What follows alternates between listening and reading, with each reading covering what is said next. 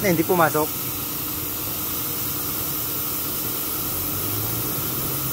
Kailangan. Ah, yun.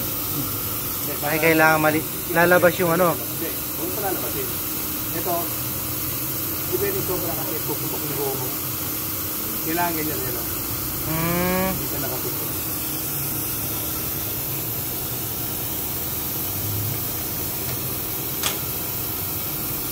Bakit pag ganun lang? So medyo may nakap mo. Pag tumiyak na. Yun. Hindi na kasi po lalabas yun kasi maliit lang yung space niya. Hihinto na yung ano ito.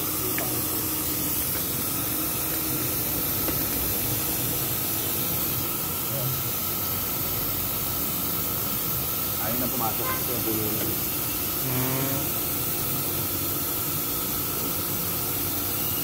Marami sa kabila. Ilan yan? 17?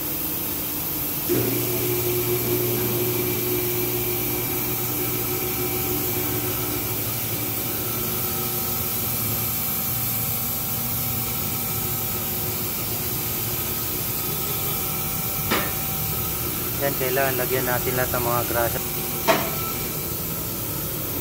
Nalilig lang.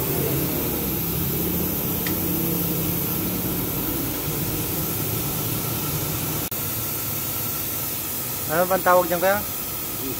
Ha? Grasa, ano? Kaya pindutin mo itong goma, kailangan itong wheel. Saan?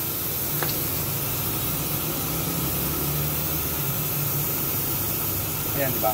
Tingnan ko dapat. Oh, yan. Lumalaban. Puno yan. Lumalaban. Kailangan puno. Ito, ganun dito. Ayan, puno.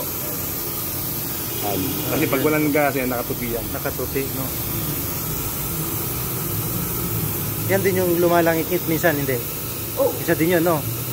Pero hindi ka naman dapat lagi ipapag-greasing kasi hindi naman basta-basta ang tupi nila lang. Oo. Pag sobra ka sa greasing, masisira naman yung goma mo. Parang, kahit mga once a year, every 6 months or once a year. Ito kasi sobra na eh. Oo. Kasi mo, sinatanta ko na, basta lumubos ka. Sakto na siya. Ah, yun. Siguro yan yung ano. Sumobra na ako. Sumobra na.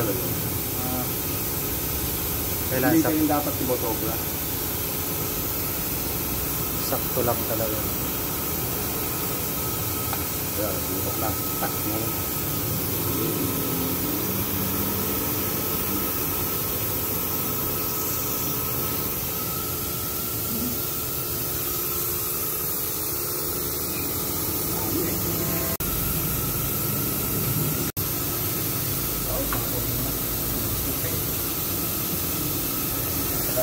So yun mga guys, kailangan din talaga may grasa to. Kasi pag wala tong grasa mga kaaro, yan o. Lumalangit-ngit siya kung wala siyang laman na grasa. Kaya kailangan talaga, i-maintain natin na lalagyan natin ng grasa yan. Yan. Ano ata na ganito, 17 ata na butas to eh. Yan o. Para hindi lumangit-ngit mga kaaro. Pag lumalangit kasi minsan wala nang grasa yun.